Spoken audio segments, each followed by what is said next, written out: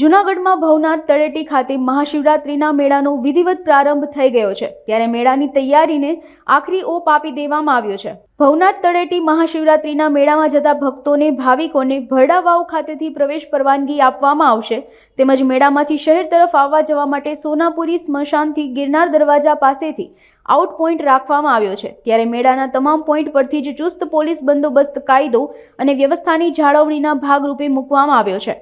ભવનાથ તળેટી ખાતે મહાશિવરાત્રિના મેળા પૂર્વે જ સાધુ સંતોનું પણ મોટી સંખ્યામાં આગમન થયું હતું। હું પ્રકાશ પંડ્યા જૂનાગઢથી છું। જૂનાગઢમાં શિવરાત્રિનો મેળો જે આખા ભારત વર્ષમાં મોટો મહાન મેળો છે, મિની કુંભ જેવો છે। અને જૂનાગઢમાં ભવનાથ મહાદેવ એક લિંગ આપણે સ્વયંભૂ પ્રગટ લિંગ છે, જેમાં ભારત વર્ષના બધા સાધુ સંતો અહીંયા અખાડામાં આવે છે। અહીંયા 3 અખાડાના તમામ સાધુ સંતો અહીંયા આવે છે, બરોબર। અને જૂનાગઢની જનતા અને આજુબાજુના શહેરોમાંથી મોટા પ્રમાણમાં પબ્લિક અહીંયા ભેગી થાય છે। ભજન, ભોજન અને ભક્તિનો ત્રિવેણી સંગમ અહીંયા રહે છે।